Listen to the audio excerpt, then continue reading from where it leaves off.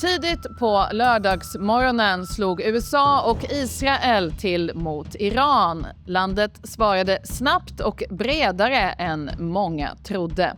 Medan världen försöker förstå krigets konsekvenser ställer sig marknaden en annan fråga. Är detta början på nästa energichock? Du lyssnar på Världsekonomin.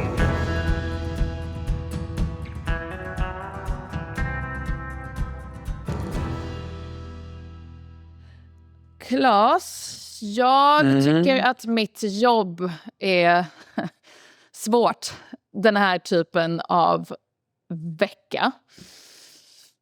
Generellt tycker jag om mitt jobb. Tycker att det är ganska viktigt. En vecka som den här har jag den här känslan av att världen brinner. Det här nya kriget i Mellanöstern vars geografiska spridning och konsekvenser och mening och vad Trump vill uppnå är väldigt svåra att förstå eller omöjliga att förstå just nu. Det är våld, det är död, det är geografiska konsekvenser, politiska konsekvenser som kan pågå i decennier, vem vet. Och du och jag måste sitta här och ställa oss frågan: vad innebär det här för dina pengar? Och jag tycker att det är lite svårt. Du tänker att det är lite cyniskt? Jag tänker dels att det är cyniskt, fånigt, meningslöst. Kanske till och med lite moraliskt fel. Fast samtidigt vet jag att det inte... Alltså det är ju relevanta frågor. Alltså hur marknaden reagerar är ju relevant för alla de förlopp som jag nu listade, och liksom ekonomiska konsekvenser går in i alla de här sakerna som jag också listade, och det som nu håller på att omforma världen medan vi spelar in det här. Hur tänker du? Kan du trösta mig lite? Tack. Ja, men det här är ju inte i alla fall inte unik situation. Jag höll på att säga, den är inte ovanlig för oss analytiker på marknaden, men det är den ju tyvärr inte, och vi brukar ju påminna de som inte är våra kanske mest vanliga mottagare av analys att man har olika roller att spela. Och vår roll är ju inte att mäkla fred eller jag menar, de mänskliga lidanden som ju onekligen och alltid finns i krig, de känner vi alla för. Men det är inte vår roll primärt att uttrycka det, utan vi har en annan roll, och den är ju att göra analyser av det som också är viktigt. Inte till syvende och sist det viktigaste i livet kan man säga, för att då finns det saker som ligger alla människor närmare än hjärtat. Men det är, så tänker jag att det är. Och marknaden då, som ju består av sådana som jag och andra personer som har sina investeringar, de har ju, inte minst de professionella, måste ju ta hänsyn till kunderna som de ansvarar eller har tagit ansvar för och så vidare. Då kan man inte sätta sig och bara beklaga sig över hur världen ser ut, utan man får ju göra sitt jobb. Så att vi brukar säga ibland i den här podden, glöm inte att börsen gick upp när Hitler invaderade Polen. Ja, och där kan man ju absolut, och det var väl, det kanske vi inte ska fördjupa oss i här och nu, men tror jag fördjupade sig det för. Det känns som ett ämne som vi har fördjupat. Du brukar trilla in i det. Nej, så att marknaden gör ju inte en dom över, marknaden har ju inte en roll att vara polis, höll jag bara säga, utan marknaden har en annan roll.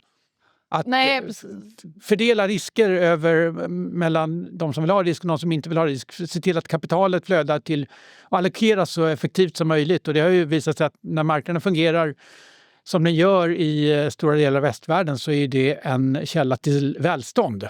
Det får man också påminna sig om. Ja, jag tror att det är bara så här, hur har man den här typen av konversationer? Alltså jag har liksom en kompis som bor i Mellanöstern som har fått har evakuerat sig själv till sin syster för att en missil har förstört byggnaden som hennes lägenhet i. Det är även här i Storbritannien. Det kommer nära för att det är mycket kopplingar till den här regionen i London. Jag har ett gammalt tjeckoslovakiskt piano i mitt vardagsrum som min dotter spelar på. Och när pianostämmaren kom igår så var han väldigt uppskakad. Jag känner honom förstås för att han kommer regelbundet, för att han har sin son med familj, bor i Dubai sedan många år. Det är ju ganska vanligt, det är många britter som har emigrerat till Dubai, inte minst de senaste åren, och de sitter helt fast. Och min pianostämmare som står och stämmer mitt tjeckoslovakiska piano är jätteuppskakad och orolig för sin son. Och så sitter man själv och försöker skriva ett poddmanus om liksom, jag vet inte, börsen i Asien. Jag tror att det är mest det. Jag behöver bara Ja, nej, men jag tänker också att lyssnar man på geopolitiska analytiker som diskuterar snarare de alltså militära förloppen, så är det också så att de kan ju också framstå som ganska cyniska, för det blir ju bara som ett strategispel, samtidigt som på marken så sker det ju fruktansvärda saker, men det är ju samma sak där, att man har olika roller att absolut spela. Och jag tror bara att jag har funderat på att jag liksom inte vill ställa frågan till dig: och hur har marknaden reagerat på det här, Claes? Och jag tror att det är det som jag försöker komma runt. Jag vill att vi pratar om allt som skulle komma efter att jag ställde den frågan. Men jag vill liksom inte ställa frågan för att det känns så... Du lindar in den. Jag vet inte hur jag ska linda in den. Alltså, eller det har jag väl gjort genom att liksom svamla på här nu. Men, så jag vet inte vad jag ska säga. Det har varit marknadsreaktioner. Inte minst. Och man kan ju bara säga att många krig som pågår och har pågått i världen har ju väldigt marginella marknadsreaktioner, om till och med inga, kan man säga, i alla fall inte på de globala marknaderna. Och det betyder inte att de krigen inte är fruktansvärda, det är bara att det inte påverkar de faktorer som styr bolagsvinster, eller för den delen centralbanker eller andra delar av marknaden som vi fokuserar på. Så det är egentligen inte så konstigt. Men det här är ju på många sätt ett område som ju ofta har en koppling till marknaden, och det är framförallt energimarknaden via oljepriset. Och det är ju välkänt, det är inte första gången det sker, utan vi har kan ju rada upp ett antal episoder där det har varit kris i Mellanöstern eller krig i Mellanöstern, och det leder till rörelser framförallt upp i oljepriset, och det får spridningseffekter, typiskt ganska begränsade ska man säga. Ekonomiska och finansiella vill jag understryka då. Och sen kan det vara de här ringarna på vattnet som du pratar om, de kan ju också vara svåranalyserade och pågå länge. Så vi har oljan uppe just nu $83.50 per fat. Förklara siffran, Claes. Vad säger det här? Ja, men det är en ganska kraftig oljepris som rör sig mycket, och man ska komma ihåg att förra veckan, alltså själva attacken som du sa, den ägde ju rum i lördags. Då startade kriget, kan man säga. Sannolikheten för att det skulle bli en attack, den var relativt hög, omkring 60% enligt de prediktionsmarknaderna som vi följer. Men omfattningen, som är ju svårare att säga var förväntat, men man får nog sammanfatta det som att både omfattningen av attacken och svaren från Iran än så länge är mer omfattande än förväntat. Så därmed kan man ändå säga att det här har varit en oväntat stor konflikt så här några dagar in i den. Och då är det ju rimligt också att oljepriset reagerar mer, och då ska man bara påminna våra lyssnare och tittare om att vad har det här med att göra med oljepriset? Ja, det är ju såklart en region där det produceras mycket olja, och det är ju, Iran är ju också ett oljeproducerande land. De har ju restriktioner med sin oljeexport, den går framförallt österut till Kina. Men inte den pusselbiten här, utan det är just det här Hormuzsundet som Iran har möjlighet att stänga. Och i praktiken har stängt, och där ska ju då fraktas ut via oljetankers omkring 20% av global oljeproduktion. Så det är ju framförallt då en ordentlig flaskhals, som vi ska kalla det, som har uppträtt här. Och bilderna som ni nu ser, ni som tittar på podden, man tittar ju på poddar ibland nu för tiden, visar varför det här just är en sådan flaskhals geografiskt. Nej, och sen så finns det då andra vägar, en pipeline till exempel från Saudiarabien som kan frakta ut en del av den där oljan, men det är ändå ett stort avbräck. När vi inledde 2026, då var synen bland oljeanalytiker att det skulle vara överskott av olja. Och sen har det här temat, oro kring Mellanöstern, Iran framförallt, tagit överhanden och drivit oljepriset ganska mycket från den nivån där vi började året kanske omkring $60 på fat och nu är vi över $80 på fat. Och ganska mycket av den rörelsen skulle jag säga både inför och framförallt efter har att göra med den här geopolitiska risken. För man tänker oljechocker, inflation som då kan vara en konsekvens av när energipriserna går upp. Det såg vi inte minst med energikrisen som följde i spåren av den ryska invasionen av Ukraina 2022. När man tänker på just Iran i de här sammanhangen, då är det 70-tal där oroligheter och våld här verkligen ledde till inflation. Sedan dess brukar man ju säga det här, liksom, den vanliga berättelsen är att sedan dess har inte minst USA blivit otroligt mycket mindre beroende av olja från Mellanöstern. Och det är ju sant, eller hur Claes? På grund av fracking. Ja, och sen på 70-talet får vi nämna då att det var ju OPEC-chock där de valde att bildade kartellen och kartellen valde att höja priset kan man ju säga. Och det var ju västvärlden inte beredd på. Och sen missbedömde man spridningseffekterna av den oljechocken till andra områden och därmed blev det en inflationskris som centralbanker missbedömde. Men beroendet är mycket mindre av olja från Mellanöstern. Där var det, precis. Absolut, så är det ju. USA är ju en gigantisk oljeproducent i dagsläget. Och därmed är inte USAs beroende av OPEC eller Mellanöstern lika stort. Och det kan man säga, det har ju varit en anledning att tänka sig att USA inte längre ska involvera sig i Mellanöstern. Som ju naturligtvis också har varit en del av Trumps agenda.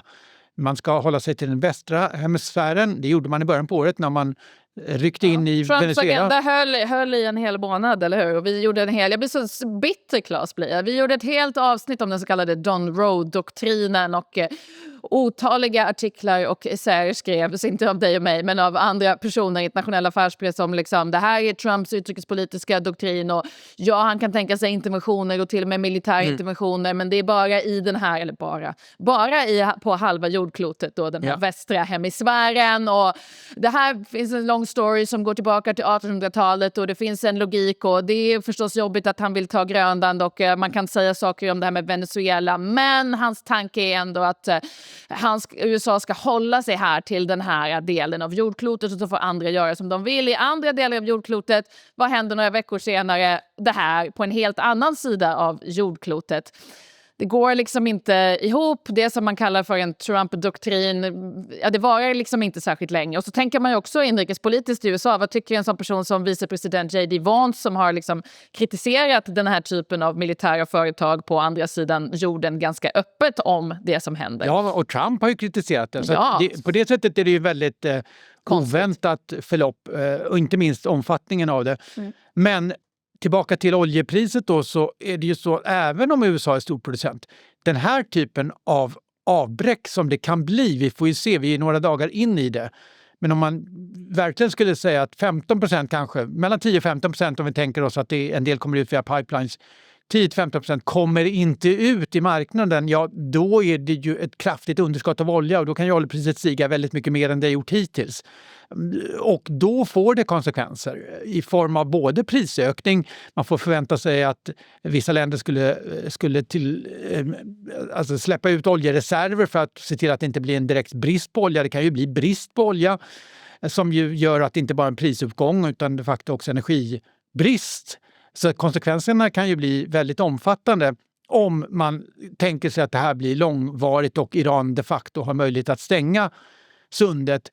Nu säger ju USA att man överväger eller kanske till och med att man ska eskortera fartyg genom sundet. Hur effektivt det går att göra, det vet jag inte. Men vi är ju i den här krigets dimma där nyheter flödar kontinuerligt och är delvis av olika karaktär då. Nu senast så kom det någonting från New York Times att Iran har vänt sig till CIA för att se någon typ av snabb avslutning på kriget. Så att och marknaden reagerar ju på många av de här nyheterna. Alltså efter att det har varit kraftigt risk-off här under flera dagar så vänder det plötsligt upp och så får man ju se om det har någon bäring i den i just den nyheten. Så att det är ju... Risk-off är ett av dessa fula finansbegrepp som då är att man inte vill sitta med massa risk för att man är orolig, och då vad säger man på något som är hyfsat bra svenska? Vad gör man med risken? Man knuffar över den på andra. Jag försöker hitta ett svenskt ord för offloading här, men jag lyckas inte med detta. Riskminimering kanske? Riskminimering, ja precis. Men risk-off. Typiskt är det ju att man lämnar marknader med högre volatilitet, som börsen då till exempel. Och typiskt går till marknaden med mindre volatilitet, där ju statsobligationsmarknaden brukar vara en. För där vill jag stanna dig, för det vill jag prata om. Ja. Det tycker jag vi pratar om. Alltså, generellt när det är då risk-off. Jag vill inte sitta med massa risk för att jag är orolig över saker som jag inte kan överblicka. Då brukar man ut ur aktier och in i obligationer, inte minst statsobligationer. Så det man får lära sig på grundkursen är när värdet på aktier går ner, går värdet på obligationer, inte minst statsobligationer, inte minst amerikanska statsobligationer upp. Det är alltså vad som borde ha hänt de senaste dagarna enligt skolboken. Men vad har hänt istället, Claes? Ja, men istället har faktiskt räntor på statsobligationer gått upp. Vi ska inte det är inte en dramatisk rörelse. Priset på dem har gått ner. Ja. Och varför då? Ja, men då kan man säga att den tydligaste kopplingen är just oljeprisets effekt på inflation. Och vi får ju påminna oss om att inflationsnivåer är ju fortfarande inte helt normaliserade. Alltså inflationen är inte 2% i till exempel USA. Den är inte det i Storbritannien. Och det är ju fortfarande centralbankers mål. Och så kommer den här typen av prischock möjligtvis att ta i än så länge, men det kommer i alla fall bli. Det är redan effekter på bensinpriset. Det är den tydligaste kopplingen mellan oljepris och bensinpris. Den är ganska simultan. Och det är någonting som centralbanker typiskt historiskt har bortsett från. Man tänker att det är en utbudschock, det är tillfällig brist på olja. Det är ingenting som normalt sett sprider sig till andra priser om det inte varar väldigt länge, och då behöver man inte hantera det med penningpolitiken, för i så fall blir det penningpolitiska svaret att strypa efterfrågan genom högre räntor. Men här stiger räntor då för att man tänker att den här inflationsmiljön som vi är i, det är i alla fall min tolkning, den är fortfarande så inflationistisk så att risken är att det här sprider sig. Alternativt så är risken att det ändå gör att inflationen blir för hög för att centralbanker som Fed, Bank of England ska kunna sänka räntor som marknaden har förväntat sig. För det har ju funnits förväntningar om räntesänkningar mellan 2, ibland kanske till och med lite mer än 2 från Fed och Bank of England under året. Och då blir det svårare för dem att genomföra dem, givet att inflationen kommer att vara högre. För nu diskuteras ju till och med en eventuell höjning från Fed. Ja, det är inte det som marknaden prissätter, men det är klart att man kan ju spekulera kring det. Jag har spekulerats om det i media. Ja, just det. Dagarna. Media spekulerar mycket. Vi spekulerar mycket. Så att, och det tror jag är ganska långt bort, men det var faktiskt under gårdagen prissatt att ECB med ungefär 50% sannolikhet skulle behöva höja räntan under året. Och då är kopplingen återigen till oljepriset. Där är vi ju inte, jag tror att centralbank, alltså givet ett sånt förlopp som skulle vara utdraget och ett oljepris som börjar verkligen äta sig in i inflationen, så skulle det ju också påverka efterfrågan. Så här skulle man ju hamna i någon typ av ett stagflationsförlopp, det vill säga både svag efterfrågan och hög inflation, och centralbanker har ju, det är en mardröm för centralbanker för man vill ju få ner inflationen, men samtidigt så om man höjer räntan så stryper man ju efterfrågan ännu mer och då får man ju det här väldigt jobbiga förloppet. Så vad du säger är att i ett normalt läge, eller den biten tror jag sa, så skulle de börsen falla, inte fallit, i alla fall jättemycket i vissa delar av världen, men inte så mycket i andra delar av världen. Börsen skulle falla, de här rädda pengarna skulle rusa in i säkra saker. Vi har sett dem rusa in i guld, men vi har inte sett dem rusa in i amerikanska statsobligationer. Och det här beror på att man är rädd för inflation, inte minst i USA. Är det för att man precis har upplevt inflation? Är det det minnet? Är det minnet av energiprischocken efter invasionen av Ukraina 2022? För att jag hör lite mellan raderna att du lite grann antyder att du tycker att det här är kanske en överdriven marknadsreaktion. Det är sådana där som man kan försöker läsa Claes tankar. Ja, precis. Det är det är en relativt stor marknadsreaktion. Om vi jämför med tidigare som sagt, kriser så är den stor, alltså 16% ungefär, där någonstans har vi upp i oljepriset och det beror på exakt vilken dag. Men om vi tittar på hur det såg ut förra veckan så är det en stor oljeprisuppgång. Och vi får i princip gå tillbaka till antingen då Ukraina eller för den delen Iraks invasion av Kuwait. Ja. Jag vet inte ens om du minns den. Jo, jag minns den. Jag var barn, men jag minns den absolut. Ja, det är 1990, så det är långt tillbaka. Då gick oljepriset upp under samma tidsrymd ungefär 25%, så det var ju ännu mer. Och det var ju en fullständig chock, som jag minns i alla fall. Jag är, som dina barn har konstaterat, lite äldre än du. De brukar säga det när de träffar dig. Ja, så att då steg oljepriset, kan man ju bara påminna att ett halvår senare när USA gick in alltså slog tillbaka i Operation Desert Storm. De har ju gärna ganska hollywoodska namn på sina operationer. Då följer oljepriset kraftigt. Det ska man påminna sig om, för att både när det gäller Venezuela och i den här historien så finns det ju ett förlopp där det är ju såklart Trumps drömscenario.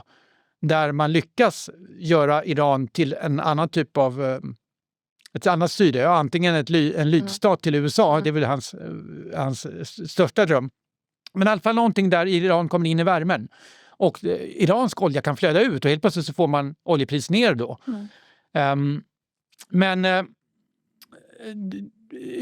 Jag hade någon poäng här tror jag, men den undkommer mig just nu. Nej, men din poäng var väl att du försökte försvara dig mot min anklagelse om att du egentligen säger att marknaden överreagerar. Marknadsreaktion, ja. Som sagt, det går ju lite fram och tillbaka, men framförallt har ju det har ju varit ganska stor rörelse i valutamarknaden. Dollarn har stärkts kraftigt. Vi har haft i alla fall som du säger, vissa bitar av aktiemarknaden har rört sig mycket. Vi hade det största fallet på koreanska börsen sen finanskrisen. Och vi har också haft ganska stora rörelser på europeiska börser, lite mindre på amerikanska. Så att när man funderar på marknadsreaktionen så ska vi också se det i ljuset av hur kommer vi in i det här? Då har vi ju många börser på all time high eller nära all time high. Koreanska börsen har ju rusat. Det är fortfarande upp 100% de senaste 12 månaderna. Jaha, oj. Och det är ju inte minst då Samsung som, alltså det är ju såklart har att göra med AI. Och dollarn har ju gått väldigt svagt, svenska kronan väldigt starkt. Så delvis det vi ser är ju att man kan uttrycka det som att man tar vinst där det finns vinst att ta. Eller rörelser som har varit stora och kanske extrema reverseras. Det behöver inte ha någon direkt koppling till det som händer i Mellanöstern, annat än att det händer en utveckling som är mer dramatisk än förväntat, och då tenderar saker att röra sig, och de sakerna som har rört sig innan mycket tenderar att reversera. Så delvis finns det en inneboende reaktion som har sin egen dynamik, som inte nödvändigtvis är fundamentalt kopplad till vare sig geopolitik eller oljepriset. Men det förklarar inte obligationsmarknadsrörelsen som är då åt fel håll inom situationstecken. Nej, där är nog som du var inne på, att där är ju marknadens minne av inflationskrisen som ju faktiskt bara är några år i bakhistorien. Men är inte det här ett väldigt stort potentiellt problem för Donald Trump? Jag tycker inte vi ska gå in och försöka förstå vad Donald Trump gör, för att som jag konstaterade tidigare är det ganska lönlöst, för att bäst före-datumet på alla analyser som vi eller någon annan kan spotta ur oss gällande den mannen är ganska kort helt enkelt. Men det här är ju en kille som är tydlig med två saker. 1, han gillar tullar, och 2, han gillar låga räntor. Nu det här kriget i Mellanöstern som han är med och drar igång på det här sättet. Det är val i USA snart. Det här sätter press upp på oljepriset. Det är inget konstigt. Det är så det brukar vara när det är krig i Mellanöstern. Press uppåt på oljepriset sätter press uppåt på inflationen. Han vill verkligen ha ner inflationen för att han vill kunna få ner räntan. Varför gör han så här då? Ja, men du skulle ju inte analysera hans... Nej, okej. Du kan... Nej, men alltså, det är ju det som är överraskande. Och man kan ju säga då att det är mellanårsval då i november. Där det ser ut som att republikanerna kommer förlora representanthuset. Ibland pratar man om Hail Mary, alltså man gör någonting chansartat. Kastar iväg bollen och hoppas att någon... Vissa människor gör sånt lite oftare än andra, skulle jag vilja säga. Ja, så att man skulle, om man vill liksom spekulera, då kan man säga att det här är en chansning. I bästa fall så gör det alltså att man klarar av att kontrollera kongressen från republikanskt håll, båda kamrarna. I annat fall så förlorar man åtminstone en kammare, kanske båda, men det skulle man gjort ändå. Båda verkar fortfarande inte vara det mest sannolika, men ändå. För att det är som du säger, det här är ju inte populärt vare sig bland Trumps väljare, där det finns en stor del av MAGA-basen som just tycker det är märkligt att, och som ju har en del högljudda förespråkare, märkligt att man återigen då startade ett krig i Mellanöstern, precis det som Trump har sagt att han inte vill göra. Och med ett alltså Trumps, en av de grejerna han blev vald på, det var ju att få ner inte bara inflationen utan prisnivåer. Affordability, och det är fortfarande väldigt högt upp på väljares önskelista. Och det här gör ju motsatsen då. Och sen ska man ju, alltså att, sen vet jag inte om man ska koppla in att det som du inte nämnde var ju att för 2 veckor sedan, knappt, så kom ju med Högsta domstolen med beskedet att man inte godkänner användandet av tullar på det sättet Trump har gjort. Om det har en bricka i det här, i någon typ av inte helt lättbegriplig reaktionsfunktion hos presidenten, det kanske är svårt att spekulera kring. För det är ändå något av ett ganska mycket självskadebeteende runt en amerikansk ekonomi som naturligtvis har många styrkor, men när just inflationen biter sig fast, där man har ifrågasatt amerikanska statsobligationers roll som precis det som man springer till när man är rädd för annat, där man har ifrågasatt de amerikanska institutionerna som ska på olika sätt upprätthålla USAs status som finansiell stormakt i världen och liksom grunden i det finansiella system som vi alla lever i. Och så gör man något sånt här. Det får ju effekter på de punkterna. Jag tänker också på, alltså det är svårare läge för den amerikanska centralbanken förstås med det här som kommer ovanpå en inflation som liksom inte helt har gått ner dit man vill ha den. Politiskt tryck har det varit från Trump. Det kan bli mer sånt nu. Eller är hela den här rörelsen är den här rörelsen mer att man just faktiskt inte ser på amerikanska statspapper på det sätt som man har gjort historiskt? För det skulle i så fall vara en väldigt stor sak. Ja, men då kan man säga att dollarn har ju verkligen betett sig som den brukar. Det vill säga gått väldigt starkt. Starkare än tror jag någon hade gissat före helgen på det här. Och det har ju ifrågasatts dollarns position i världen som reservvaluta, som transaktionsvaluta och så vidare. Och här kan man säga att det är en dollar-comeback då. Vi har en kris i Mellanöstern och nu ser vi den sedvanliga reaktionen. Dollarn går starkt mot alla valutor egentligen. Så att på det sättet så tycker inte jag att man kan säga att den här episoden, om vi jämför den med Liberation Day då förra våren, där vi verkligen såg det här märkliga eller nya beteendet. Svagare dollar, treasuries sålde av, börsen gick ner, du kallade det för farlig trippel eller någonting åt det hållet. Ja, liksom. Utifrån ett amerikanskt perspektiv. Det var väldigt blek, minns jag, för det var liksom... blek. Ja, men det var ännu blekare än vanligt. Jag kan tyda nyanser av blekhet. Nyanser av blekhet, ja. Absolut. Du är mindre blek nu, inte bara för att du var åt skidor. Vi ser ju inte det nu, det tycker jag inte man kan säga.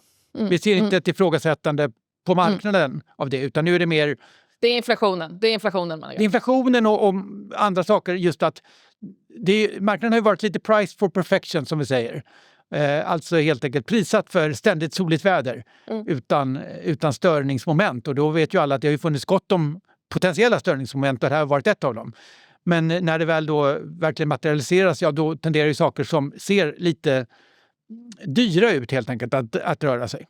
Och då har vi den här reaktionen i Korea till exempel och andra marknader.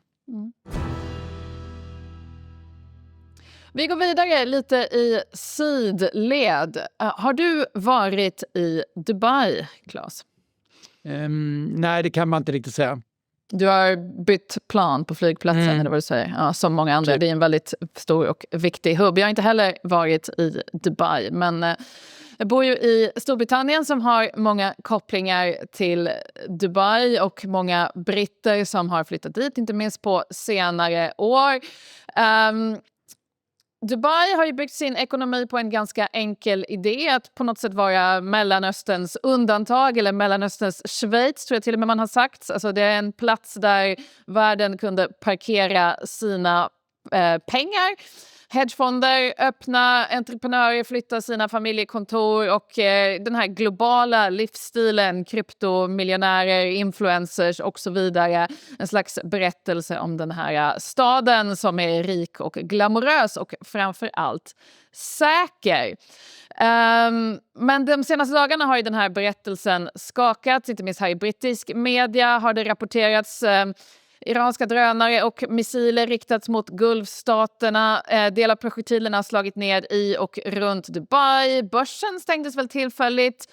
Banker och hedgefonder fick aktivera sina krisplaner. Många med mycket pengar, villiga att betala väldigt mycket för att ta sig ut från Dubai, har inte kunnat göra det. Och det här är ju den här frågan som inte har behövt ställas tidigare på det här sättet. Dubai kallas för en safe haven finansiellt, men är det verkligen säkert? I alla fall, utveckling värd att följa. På detta tema har jag faktiskt gjort veckans lista.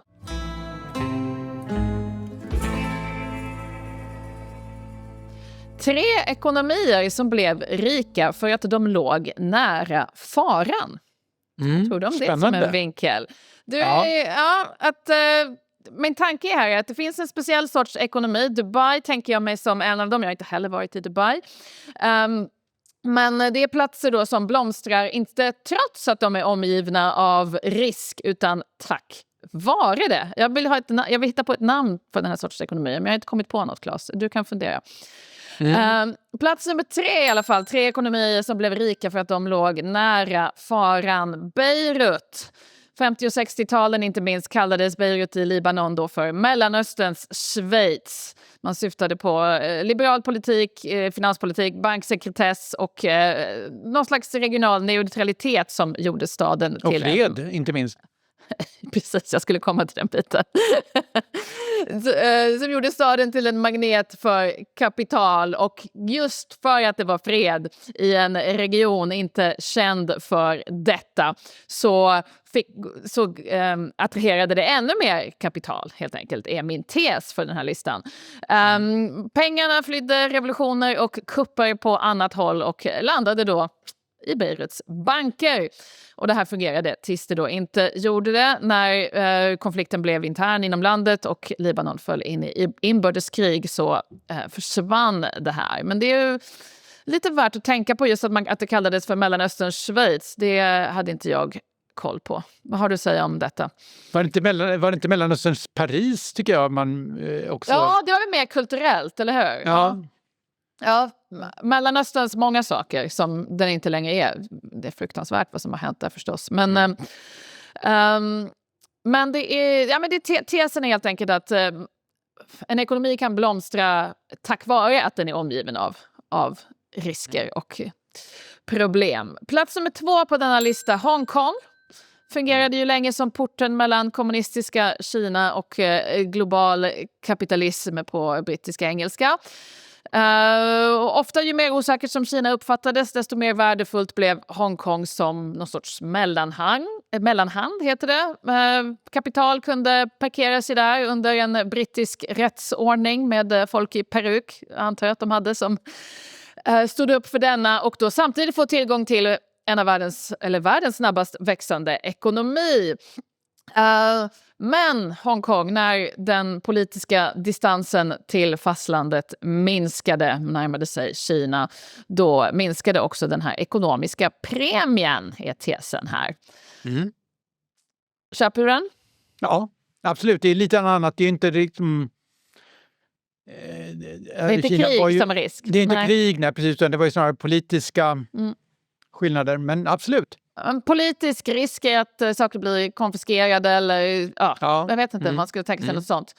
Men jag vill också säga, apropå Hongkong, påminna om temat vidskepelse som vi har haft uppe i podden mycket de senaste månaderna. Jag vet faktiskt inte varför. Vi har pratat om astrologi, vi har pratat om, du hade någon gammal kollega som baserade sitt tradingbeteende på fullmånens faser och så vidare.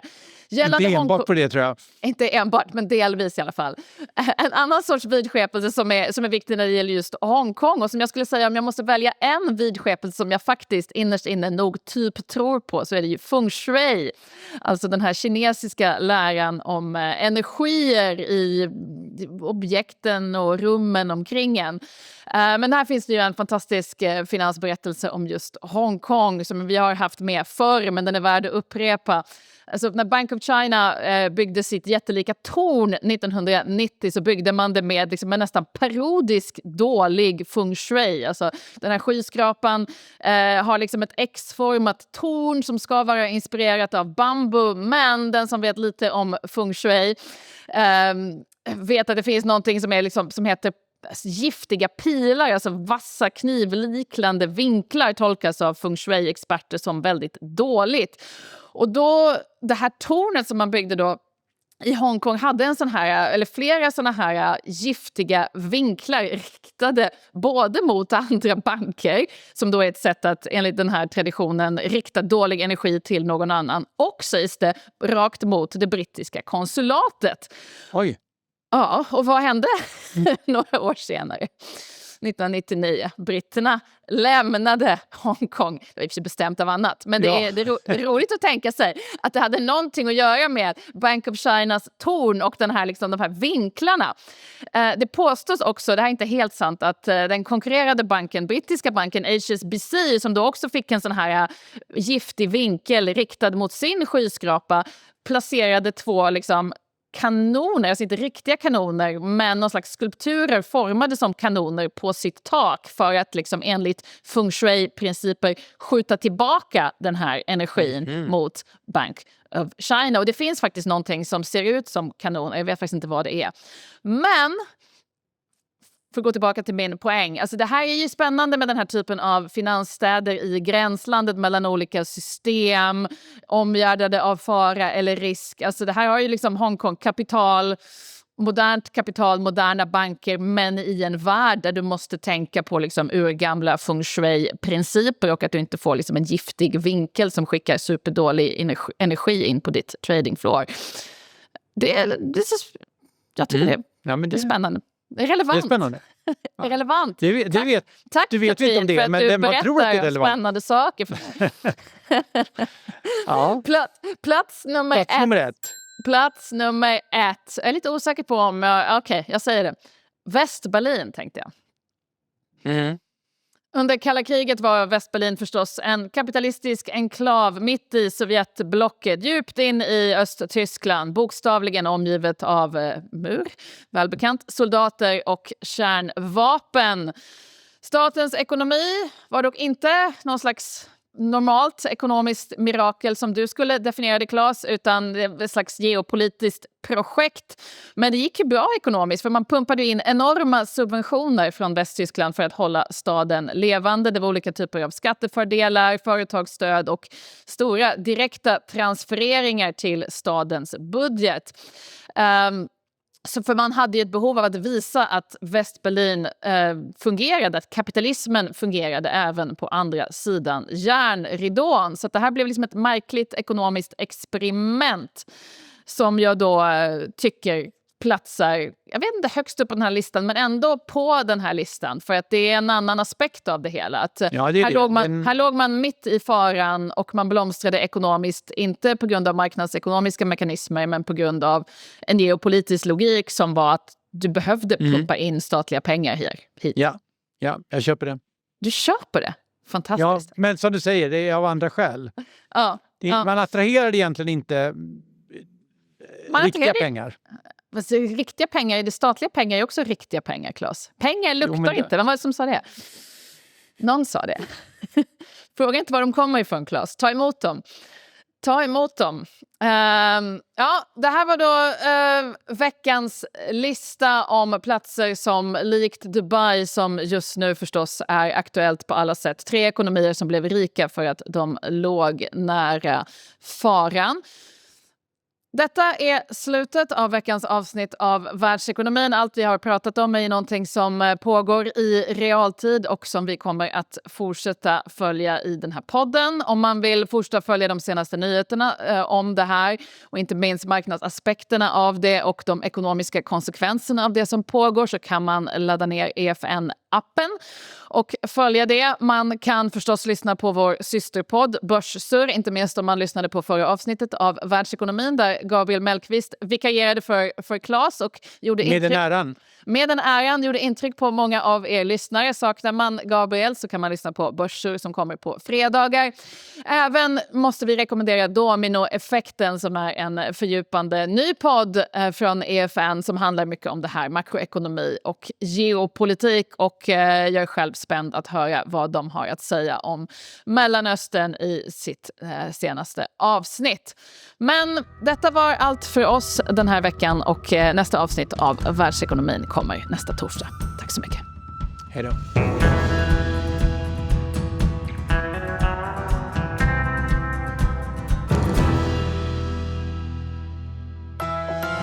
Det här var en produktion från EFN. Ansvarig utgivare Anders Hägerstrand.